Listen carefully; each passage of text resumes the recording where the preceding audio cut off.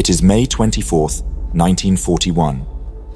In the cold expanse of the Denmark Strait, the German battleship Bismarck and the heavy cruiser Prince Eugen push through rough northern waters.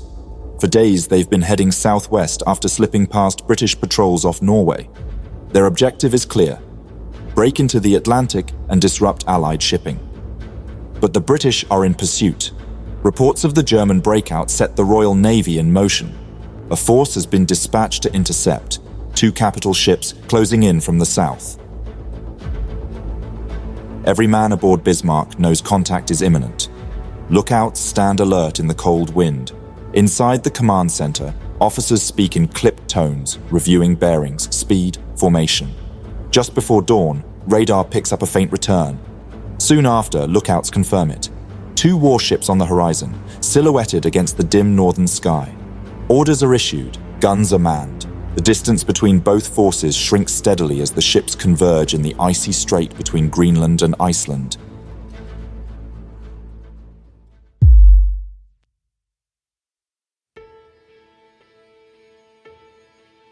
In the early years of the Second World War, control of the Atlantic Ocean was not merely a strategic aim.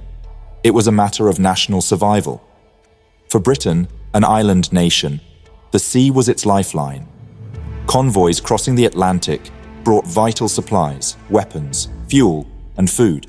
These convoys were already under siege from German submarines, so-called U-boats, but in May 1941, an even greater threat loomed on the horizon: the Battleship Bismarck. Germany's decision to build Bismarck emerged from the ambitions of Plan Z, a long-term naval rearmament strategy devised in the late 1930s. Admiral Erich Raeder, the head of the Kriegsmarine, envisioned a powerful surface fleet capable of rivaling the Royal Navy by 1944. The plan included 6 battleships and several aircraft carriers. However, the outbreak of war in 1939 forced German naval strategy into improvisation. Aircraft carriers like Graf Zeppelin were never completed, and the Kriegsmarine had to rely on submarines and surface raiders to challenge British maritime supremacy. Laid down in 1936 and launched in February 1939, the Bismarck was Germany's answer to British naval dominance.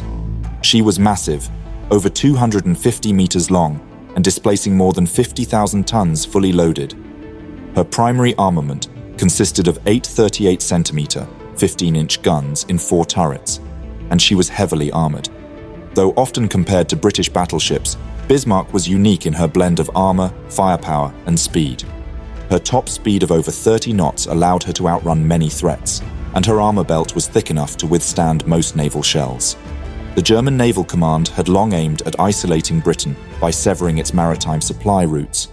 By May 1941, U-boat attacks were increasingly successful, but a direct assault by surface ships like Bismarck offered the potential to significantly amplify the devastation. Earlier in 1941, the Kriegsmarine had scored a notable success with its warships Scharnhorst and Gneisenau during Operation Berlin, a daring commerce raiding expedition in the Atlantic. Between January and March, the 2 ships evaded British patrols and sank or captured over 20 Allied merchant ships, severely disrupting convoy operations. Their ability to operate together at high speed, combined with cautious command under Admiral Günther Lütjens, made them dangerous opponents. However, by the end of their cruise, both ships were in need of repairs. Scharnhorst suffered from persistent boiler issues, and Gneisenau had sustained damage during rough seas and minor encounters. They put into the French port of Brest in March 1941 to undergo essential maintenance. Brest, however, proved to be a dangerous sanctuary. The Royal Air Force quickly identified the port as a key target and subjected the ships to relentless bombing raids.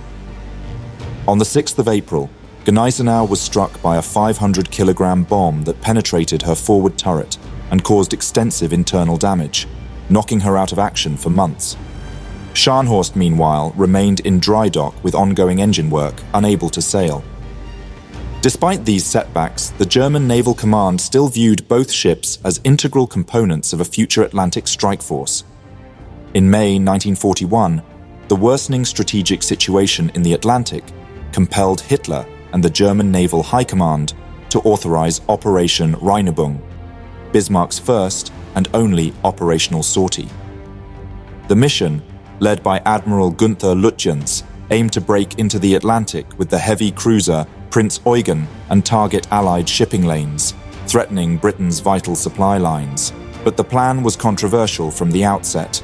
Lutyens, a cautious and experienced commander, protested the timing of the operation, arguing it was premature. He believed the sortie should be delayed until the battleship Tirpitz was ready, and Scharnhorst and Gneisenau, then undergoing repairs in Brest, could join the effort. A combined strike force, he reasoned, would vastly improve the chances of success. However, Grand Admiral Erich Raeder, head of the Kriegsmarine, dismissed Lutyens' concerns and insisted the operation proceed. With no reinforcements available, Bismarck and Prince Eugen would go alone, into a vast ocean teeming with Allied warships. Lutyens' instructions were clear: avoid unnecessary engagements with enemy capital ships and prioritize attacking merchant shipping. The German Navy understood it could not win a head-on war with the Royal Navy. Success would come from disrupting Britain's logistics, and that required stealth and mobility, not slugging matches. British intelligence, aware of the growing threat posed by German surface raiders, closely monitored naval movements using aerial reconnaissance and intercepted communications. When Bismarck and Prince Eugen left Gotenhafen in the Baltic Sea on May 18th, their departure did not go unnoticed. British intelligence services were quick to pick up on Bismarck's movement. After leaving port, the two German ships proceeded westward through the Kattegat and Skagerrak, using adverse weather and radio silence to mask their movement. They rounded the southern coast of Norway under cover of darkness, escorted partway by destroyers and aerial patrols from the Luftwaffe. Photo reconnaissance confirmed that both Bismarck and Prince Eugen had reached Bergen on May 21st, where they refueled. This caused alarm in London.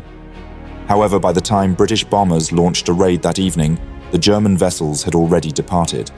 Vice Admiral Lutyens had ordered immediate departure after refueling, knowing the fjord was within RAF range. From Bergen, the German ships headed northwest into the Norwegian Sea, intending to pass through the Denmark Strait between Greenland and Iceland under the cover of a cold front. Their course was deliberately plotted to exploit weather patterns that would hamper aerial reconnaissance. They maintained strict radio silence and changed course periodically to complicate interception. Admiral Sir John Tovey, commander of the Home Fleet, responded by deploying naval assets. His flagship, the battleship King George V and aircraft carrier Victorious, were readied. Most critically, Vice Admiral Lancelot Holland aboard the battlecruiser HMS Hood, the pride of the Royal Navy, was dispatched from Scapa Flow along with the newly commissioned battleship HMS Prince of Wales.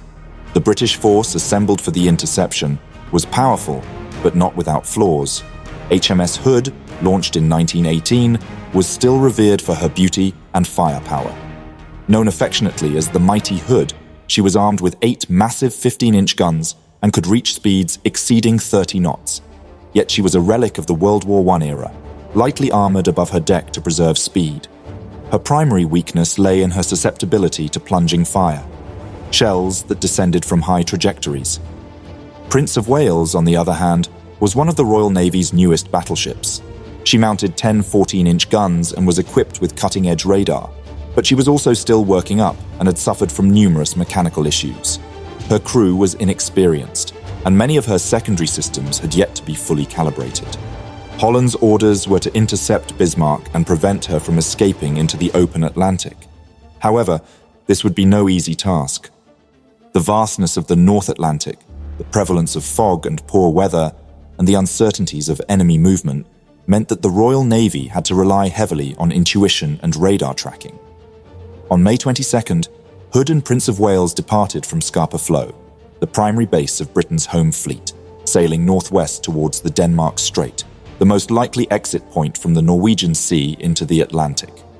Their mission was clear: intercept and neutralize Bismarck before she could threaten vital convoy routes. Meanwhile, 2 British heavy cruisers, HMS Suffolk and HMS Norfolk, equipped with Type 284 surface search radar, were already on patrol in the Denmark Strait to locate and track the German ships. On the evening of May 23rd, in conditions of low visibility and snow squalls, Suffolk made brief radar contact with two large vessels moving westward at speed, Bismarck and Prince Eugen. The contact was fleeting, but confirmed the presence of the warships, heading west-southwest at approximately 27 knots. Visual confirmation was hampered by fog and intermittent snow, but the radar contact was relayed immediately, via encrypted signal to the Admiralty and other units of the home fleet. HMS Norfolk, operating in the vicinity to the north, moved to investigate the radar contact. Emerging from poor visibility just before 8 p.m., Norfolk briefly sighted the German ships at relatively close range, too close. Within minutes, Bismarck's forward turrets, Anton and Bruno, fired a salvo of 15-inch shells. The shells fell close, bracketing Norfolk and sending up massive plumes of water to either side.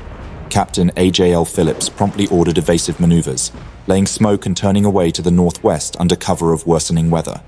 No hits were scored, but the shock of the near miss and the speed of Bismarck's fire control made clear the risks of any direct encounter.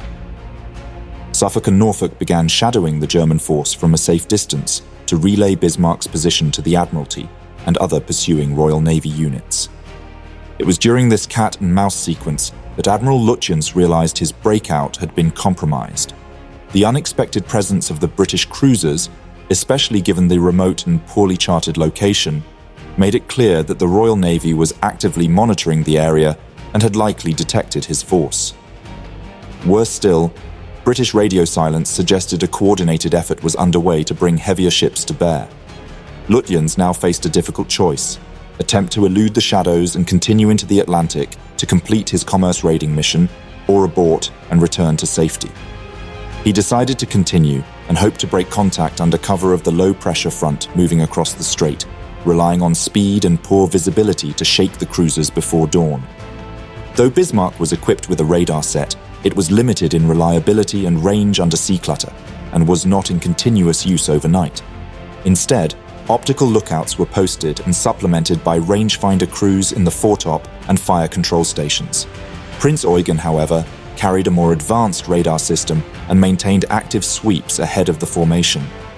As the night progressed into the early hours of May 24th, the two opposing naval forces rapidly converged.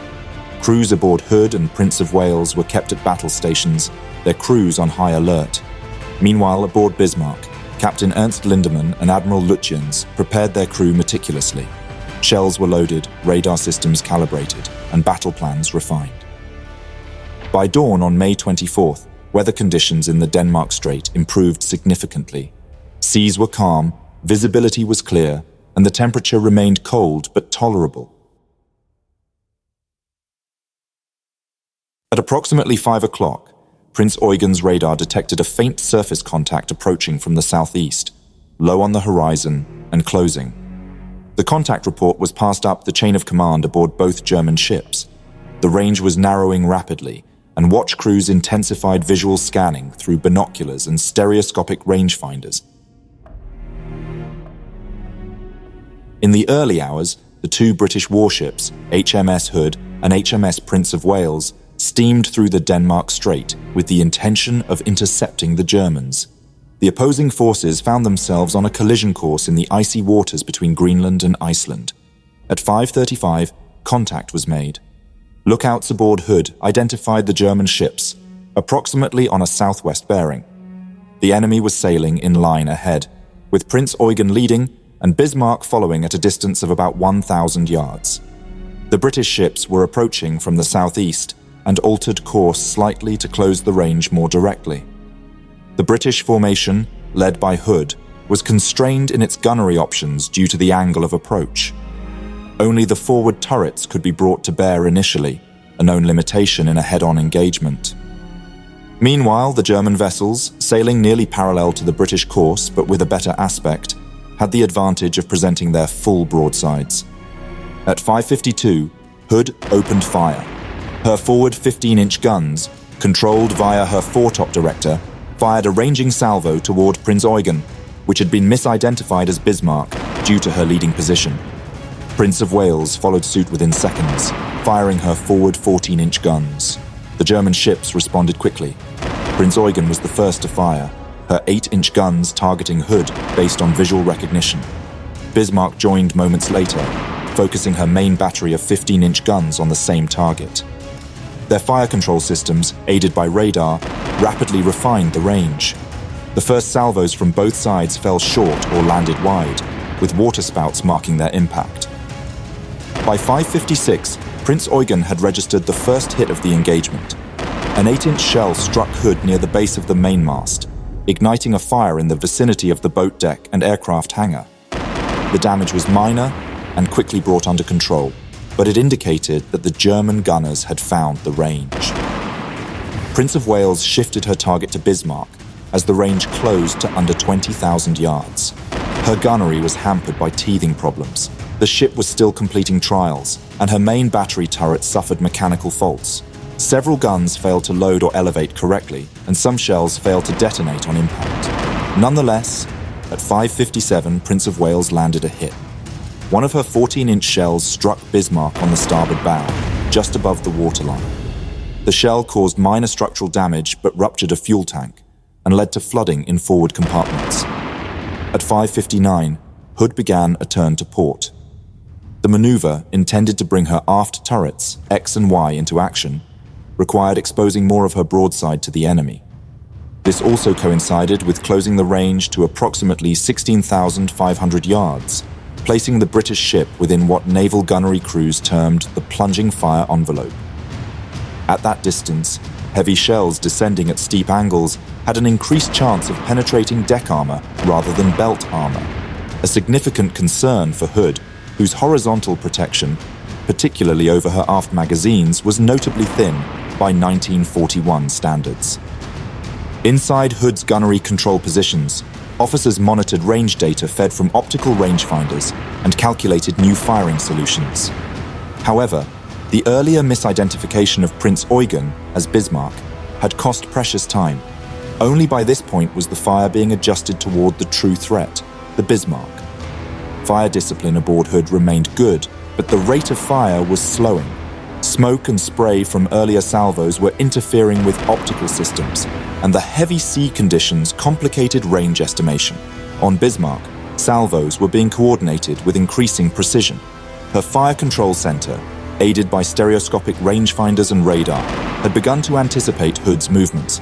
Each salvo adjusted slightly based on the fall of the previous. By the fifth salvo, the spread had tightened considerably. At 6 o'clock, Bismarck's fifth salvo was observed inbound. 4 15-inch shells arced overhead. British observers later recalled that 2 shells landed wide, one ahead, the other astern, but the remaining 2 were closer. One fell just short off Hood's starboard quarter, sending up a plume of water that momentarily obscured the hull. The final shell struck home. According to post-battle analysis and survivor testimony, the shell likely impacted near the afterdeck, either between the base of the mainmast and the rear turrets, or directly atop the aft magazine. The exact entry point remains uncertain, but what is agreed is that it penetrated Hood's relatively unarmored deck. At 6:01, the result of that hit became horrifyingly clear. A flash of light erupted from amidships, followed instantly by a massive detonation.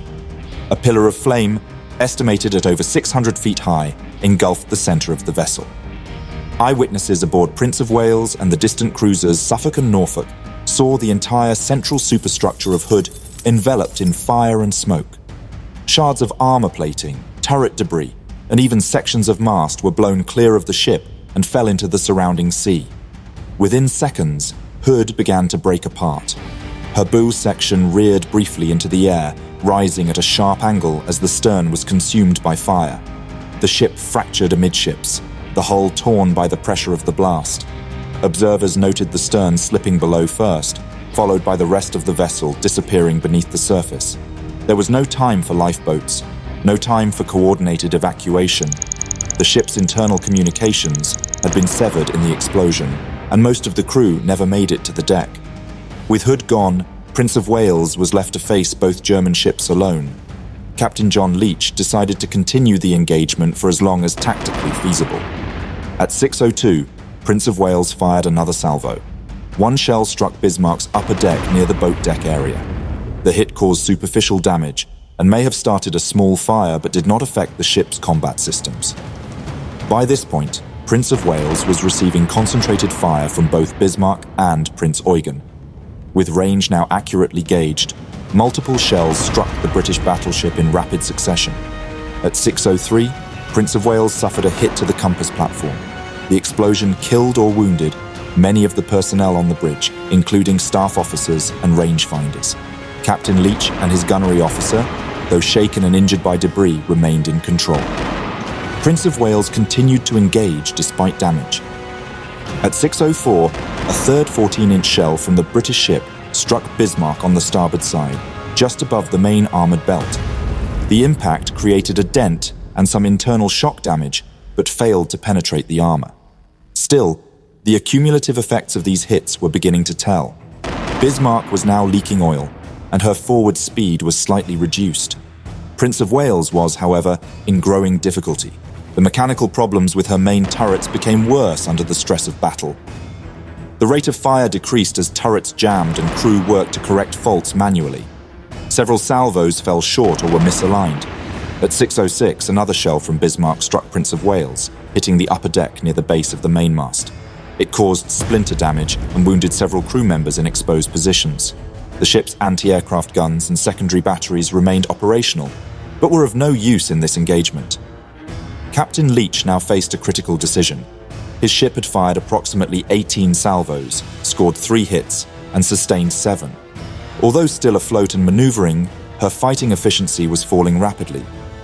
Given the enemy's superior firepower, position, and damage already sustained, continued engagement would likely result in her destruction. At 6:09, Leach ordered a smokescreen and initiated a withdrawal. Prince of Wales turned to port, laying smoke and using intermittent fire to discourage pursuit. Her aft turrets, once brought to bear, fired several parting shots, but there was no significant effect. The German ships did not pursue.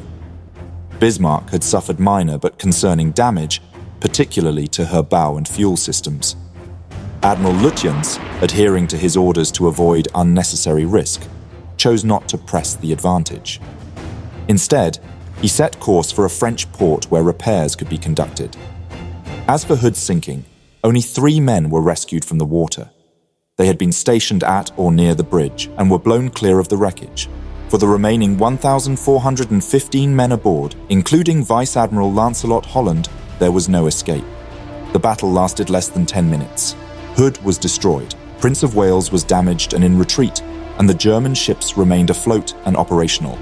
However, Bismarck's damage would have long-term consequences. The fuel leak reduced her range, and the structural damage to the bow limited her seakeeping in rough waters. The sudden destruction of HMS Hood shocked the British Admiralty and stunned the nation. As the most celebrated warship in the Royal Navy, Hood had long stood as a symbol of imperial strength and naval supremacy. Her loss, along with 1,415 of her crew, led to the Admiralty issuing a terse but chilling directive. Bismarck must be sunk at all costs. In Berlin, the news of Hood's destruction was met with elation. For a brief moment, it seemed that Bismarck had proven the value of Germany's investment in surface warfare, but the mood aboard the German battleship was more restrained. Though victorious, Bismarck had not escaped unscathed. One of her fuel tanks had been punctured in the battle, and the damage was slowly compromising her ability to reach a safe harbour. As Bismarck moved deeper into the Atlantic, Admiral Lutyens faced a grim reality. His breakout had failed. The Royal Navy now knew where he was, and they were coming. Across the seas, the hunt began. Ships were scrambled from Scapa Flow, Gibraltar, and the American coast. Swordfish torpedo bombers warmed up their engines on the decks of carriers. British cruisers tightened their shadowing screen. What had begun as a commerce raiding mission had now become something else entirely.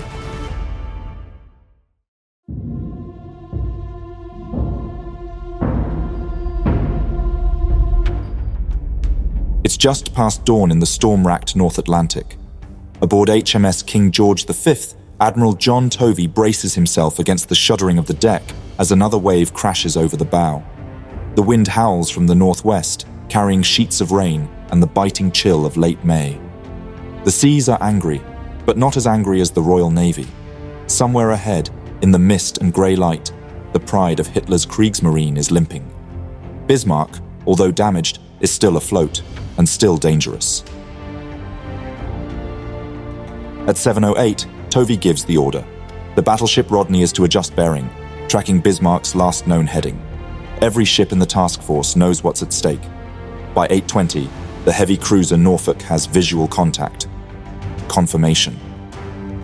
And then a shape emerges through the haze, 25,000 yards out, moving slow, stubborn, defiant. Enemy in sight, someone mutters. Tovey says nothing. His ships, King George V to port, Rodney to starboard, are in perfect formation, bearing down. At 8:47, Rodney opens fire. A minute later, King George V joins in. The final battle of the Bismarck has begun.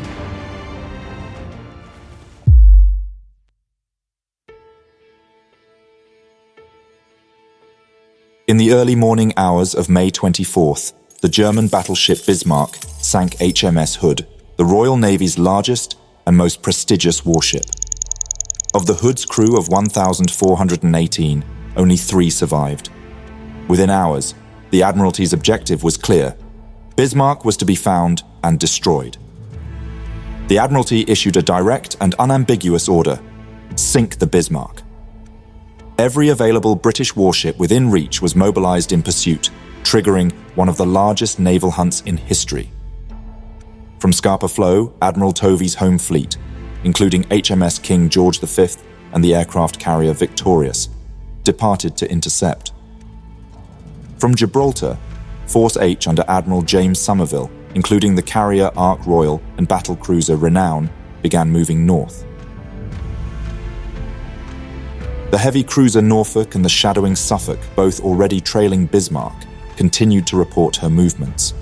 For the British, maintaining contact was the priority. For the Germans, evasion became the new mission. The Bismarck, alongside the heavy cruiser Prinz Eugen, had been dispatched on Operation Rheinübung, a breakout into the Atlantic to target Allied merchant shipping. The German command had intended to use both ships to disrupt the lifeline that kept Britain supplied with vital resources. But after the loss of the Hood, the nature of the mission changed. The Bismarck was now under threat of a massive Royal Navy response. Despite Bismarck's monumental victory, the battle had inflicted damage on the battleship, with Prince of Wales managing to land a critical hit. A 14-inch shell had punctured the ship's bow, causing a significant fuel leak and flooding compartments that reduced her speed and operational range. The ship had suffered internal damage and was unable to take on further fuel from tankers. Nevertheless, Bismarck remained a threat, now free, though compromised, to strike at British merchant shipping vital for Britain's survival. Admiral Günther Lutyens aboard Bismarck now faced a situation vastly different from what had been planned. Although reaching occupied France had always been a potential contingency, it now became a necessity rather than a strategic waypoint. Aware of Bismarck's growing vulnerabilities, particularly her diminishing fuel reserves, damaged forward compartments, and the prospect of further encounters with superior British forces, Lutyens opted to steer toward Brest. The port offered dry dock facilities and, crucially, the protective umbrella of the Luftwaffe. Repairs there could restore Bismarck to fighting condition. Yet the path to Brest would carry Bismarck through waters swarming with British warships and patrolled from above. British heavy cruisers, Suffolk and Norfolk, both equipped with Type 284 radar, maintained shadow contact through the night of May 24th, operating in Arctic twilight and driving rain. With great skill in very difficult conditions, as later noted in official reports, these cruisers used radar to intermittently regain contact whenever visual sight was lost in snow and mist. They sent out continuous contact reports, guiding in reinforcements. To support the effort, reconnaissance aircraft were launched from bases in Iceland, such as Reykjavik and Kaldadanes, which served as forward patrol stations for Coastal Command flying boats. The Admiralty coordinated with Royal Navy vessels spread across the North Atlantic. Not only Suffolk and Norfolk, but distant units from Halifax, or amidst escorting convoys, were redirected toward potential interception zones. Then, under cover of worsening weather, and the dimming light of late evening on May 24th, Bismarck executed a sharp course change to the southeast, a deceptive maneuver. It was carried out just after a signal from the fleet commander aboard Bismarck to Prince Eugen detailing the plan. During a rain squall, Bismarck would break eastward, while Prince Eugen would continue on course. The objective was to draw the shadowing cruisers away and allow each ship to operate independently. The maneuver worked. Bismarck slipped away, a disappearance that marked the beginning of the most anxious phase of the pursuit. For over 31 agonizing hours, the British Admiralty lost track of Bismarck. British forces, now spread over thousands of square miles, began to doubt whether they could locate her again before she reached France. Direction-finding stations detected intermittent radio transmissions from Bismarck, but triangulation was difficult. Fuel concerns also began to weigh on British planning. Some vessels might have to withdraw before an engagement if the chase went on much longer.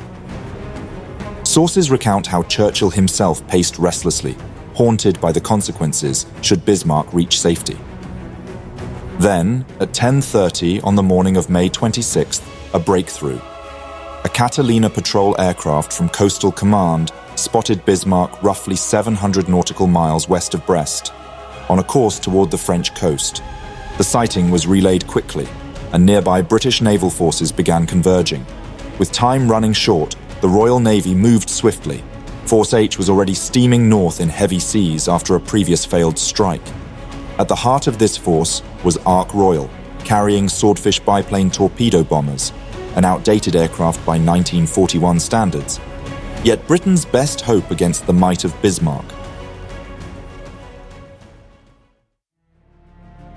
Later that afternoon, an extraordinary and nearly disastrous mistake nearly altered the course of the pursuit. In deteriorating weather and heavy Atlantic seas, the first wave of Swordfish torpedo bombers lifted off from HMS Ark Royal at 2:50 p.m. 15 slow-moving aircraft rose into the heavy sky, canvas and wire biplanes loaded with torpedoes fitted with duplex magnetic pistols. They were flying blind. Incomplete intelligence and faulty navigation data guided their course.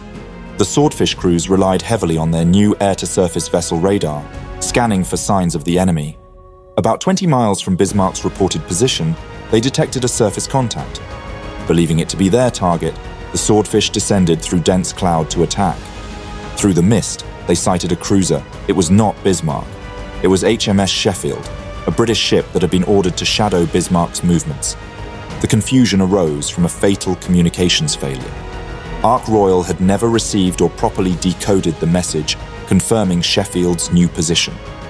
A frantic warning was eventually transmitted to the attacking aircraft, but by then it was too late. The Swordfish pressed home their attack.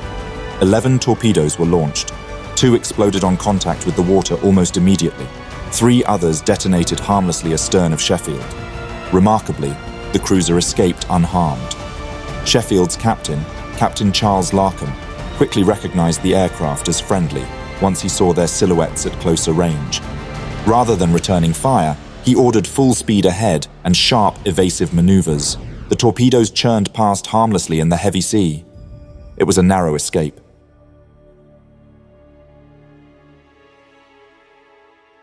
Despite the near miss, the incident produced a valuable lesson.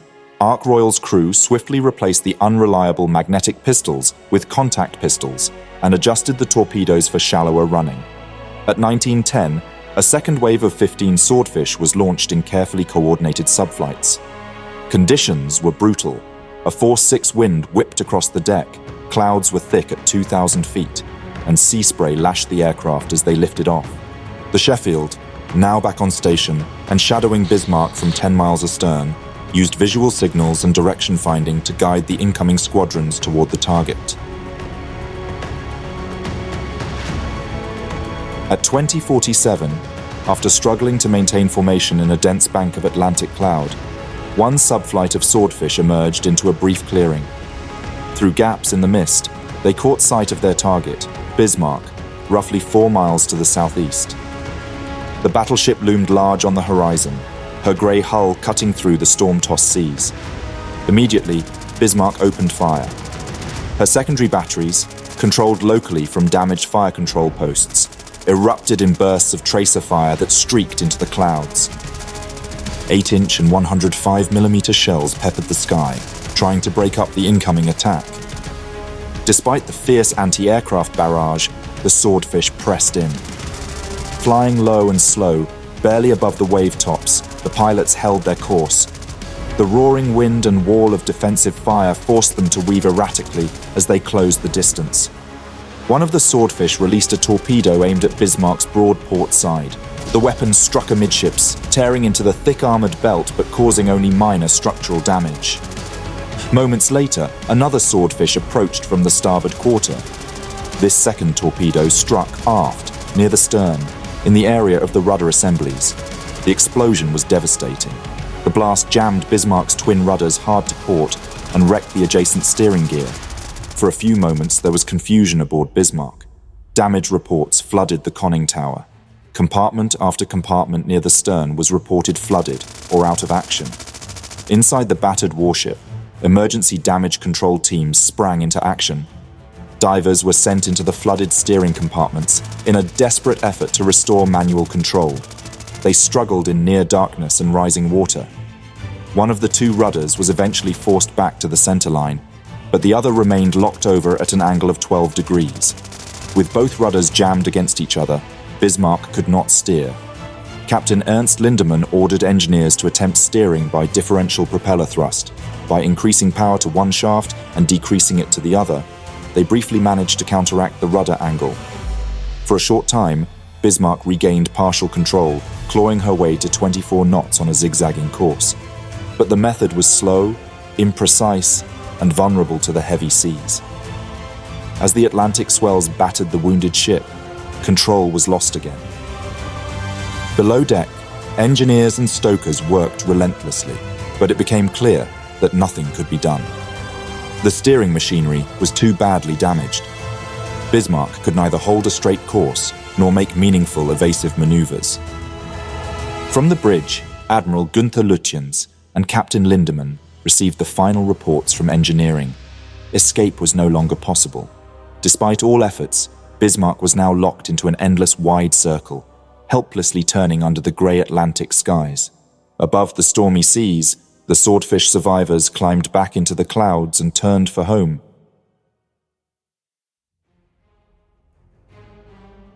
The British fleet, sensing their prey was trapped, moved in for the kill. Battleships HMS Rodney and King George V steamed towards their crippled adversary. Both ships had sailed at breakneck speed to intercept.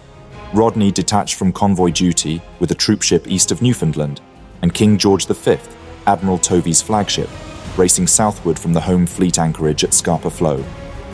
Fuel levels were dangerously low, and there would be no second chance. Converging from the south was HMS Dorsetshire, a county-class cruiser ordered to intercept and finish the job if the battleships were unable to.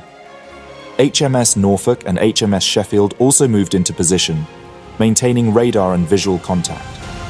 To the west, the destroyers of Captain Philip Vian's exhausted 4th Flotilla continued to harass Bismarck through the night, firing flares and torpedoes, keeping the pressure on her battered crew and ensuring she could not escape into the darkness. The net was closing fast.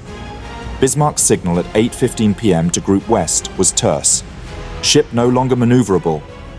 Another message followed at 11:52 p.m. We fight to the last shell. Long live the Führer. On the bridge, Lütjens and Captain Ernst Lindemann prepared the crew for a final engagement.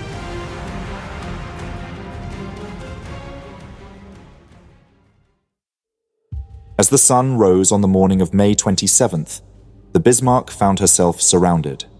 From every compass point, British warships bore down on her through rolling seas and driving squalls.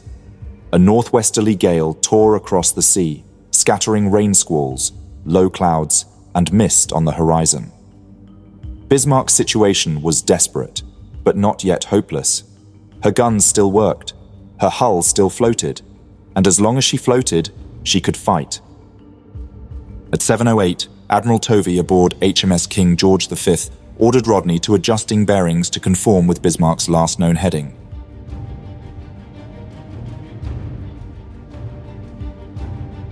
At 8:20, the heavy cruiser Norfolk came into sight east of the enemy, providing a vital visual link between the British flagship and the target. Then, at 8:43, Bismarck was spotted, 25,000 yards out, moving slowly into the wind. Tovey's ships, King George V to port and Rodney to starboard, formed a line abreast formation, about 1,600 yards apart, heading almost directly towards the German battleship. At 8:47, Rodney fired the opening salvo from her 9 16-inch guns. Columns of water shot 150 feet into the air. A minute later, King George V joined in with her 10 14-inch guns. The range was about 23,000 yards, or just over 21 kilometers. Bismarck, still moving at reduced speed and unable to steer, attempted to return fire with her forward turrets, Anton and Bruno. The odds were against her, 2 against 1, and from the outset, British firepower outmatched her. The German gunners got off several salvos, but their accuracy was poor. With each turn of her crippled hull, Bismarck's guns lost bearing and had to be readjusted. The ship was unable to maintain a stable firing solution. Meanwhile, the British capital ships closed the distance with each passing minute. Bismarck's first salvo fell short, splashing harmlessly into the sea ahead of Rodney. Her second salvo overcorrected, falling long. It wasn't until Bismarck's third salvo that she found her mark, straddling Rodney with shell splashes bracketing the ship. One shell landed just 20 yards off Rodney's starboard bow, close enough to send sheets of spray across her forecastle. Captain Frederick Dalrymple Hamilton immediately altered course slightly to starboard, narrowly avoiding what could have been a serious hit. Meanwhile, Rodney's own gunnery had steadily improved. At 8:54, her third salvo scored her first confirmed hit on Bismarck. A 16-inch shell slammed into the forward superstructure near the bridge area, smashing fire control instruments and starting fires across the upper decks. Within minutes, additional salvos would follow, pounding Bismarck with increasing accuracy and beginning the systematic destruction of the German battleship. Captain Ernst Lindemann remained on the bridge, coordinating the ship's final defense with Admiral Lutyens. Orders continued to be issued, even as the communication systems failed. Shells tore into the fire control tower, jamming the rangefinders and damaging critical optics. With each hit, German command and coordination degraded further. Norfolk, stationed 22,000 yards to the north, joined the barrage, though the range was long and visibility limited. As the British ships surged closer, cordite smoke from their own broadsides billowed back across their decks. A following wind hampered spotting. Radar helped, but visibility was poor. At 8:59, King George V altered course to the south, with Rodney turning towards the Bismarck. The line abreast became a rough arc, the British battleships now converging from different angles. Inside Bismarck, things quickly unraveled. At approximately 9:02, Rodney's shells struck the forward turrets directly. Turret Bruno was disabled.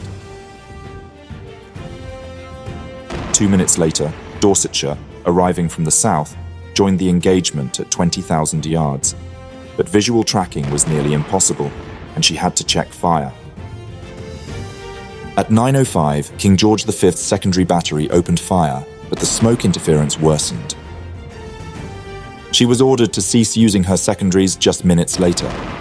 Mechanical failures added to the chaos. 3 of her 4 main turrets suffered breakdowns at various points, reducing her overall rate of fire by as much as 80% for critical minutes. Despite this, the sheer weight of British fire was crushing. As for Bismarck, turret Anton continued firing a few more salvos before falling silent, either due to a direct hit or internal mechanical failure. By 9:10, Bismarck's main battery was largely out of action. The secondary armament, 15 cm and 10.5 cm anti-aircraft and dual-purpose guns, continued to fire sporadically, but against enemy battleships, they were of little consequence. At approximately 9:12, a crucial blow was delivered by Rodney. One of her 16-inch shells slammed into Bismarck's foretop rangefinder, the forward fire control station, located high on the superstructure just above the bridge. The impact tore through the command center, killing key personnel and destroying the range-finding and targeting instruments essential for coordinating Bismarck's main battery. From that moment onward, the German battleship lost the ability to direct her gunfire in a centralized, coordinated manner. Turrets continued to fire, but their salvos were sporadic and poorly aimed, now relying only on local control without telemetry corrections or cross-deck communication. According to survivor Kapitänleutnant Burkhard von Mullenheim-Rechberg, this was the moment when Bismarck effectively ceased to function as a combat unit. Her once feared gunnery, accurate enough to destroy Hood days earlier, had been reduced to blind retaliation.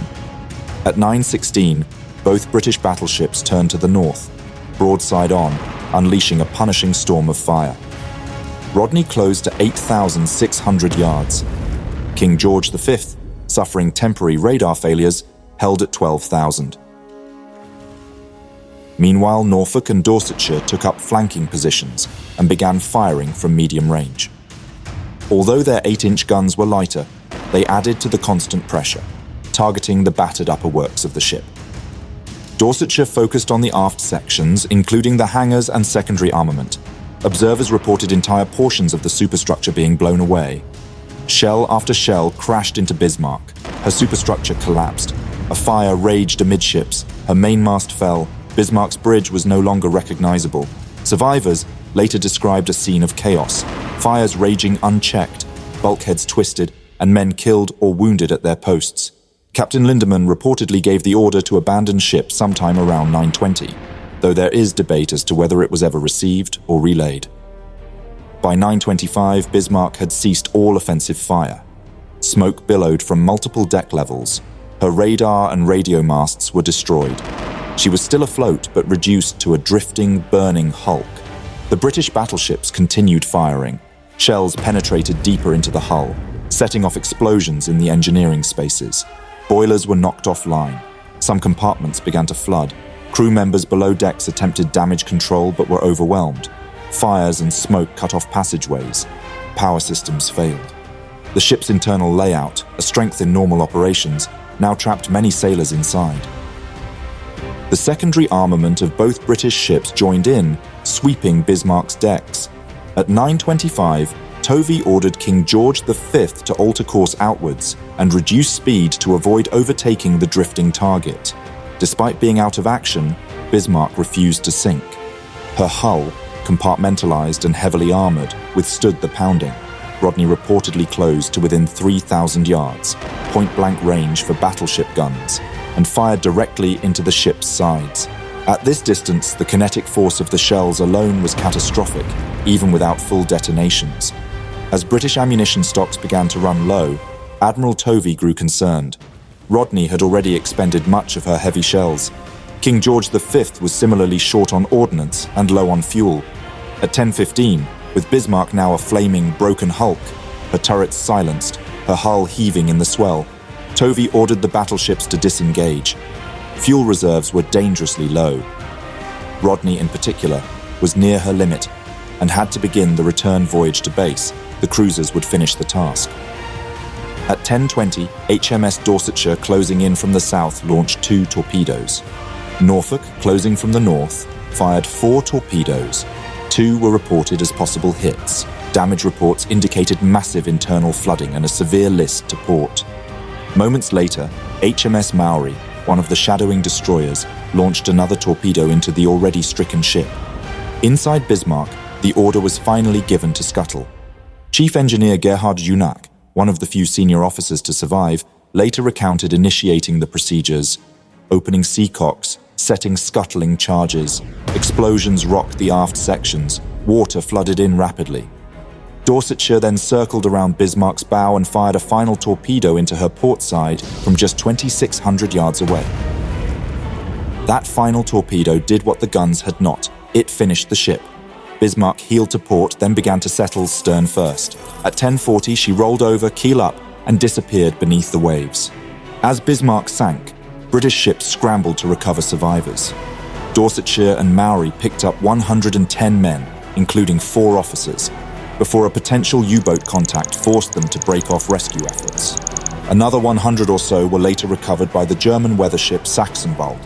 Out of over 2,200 crewmen, only 114 survived.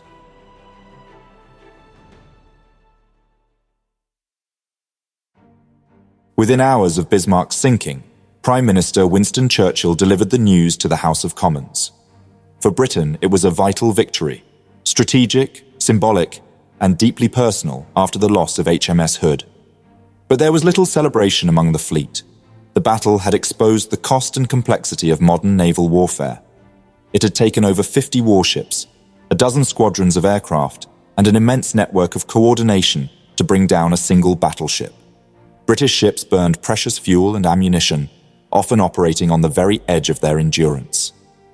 For hours, they pummeled an enemy that, by the final stages, could no longer meaningfully fight back. The engagement revealed much about the changing face of naval warfare. It demonstrated that traditional surface actions, battleship against battleship, were becoming obsolete.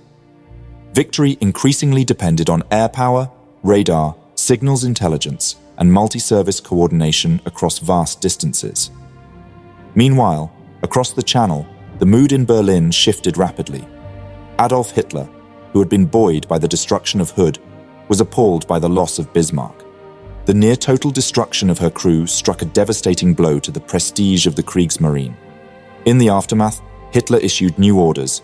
No major German surface unit was to sortie into the Atlantic again without his explicit authorization. Grand Admiral Erich Raeder's influence was badly weakened. The Kriegsmarine's ambitions to challenge British sea control with capital ships were quietly abandoned. As for Prince Eugen, she successfully detached during the chaos of the Denmark Strait action and continued her mission alone. She rendezvoused with the tanker Spichern to refuel, but found herself unable to attack Atlantic convoys effectively. Under orders from the Naval High Command, she turned east and made her way toward occupied France. On June 1, 1941, after evading British pursuit, Prince Eugen safely entered Brest, a rare bright spot for the battered Kriegsmarine. The surviving battleships, Tirpitz, Scharnhorst, and Gneisenau, were withdrawn to safer waters in Norway and France. Plans for future Atlantic surface raids were scrapped. Instead, Germany would increasingly rely on U-boats to wage its war on Allied shipping, a war of stealth, not battleships.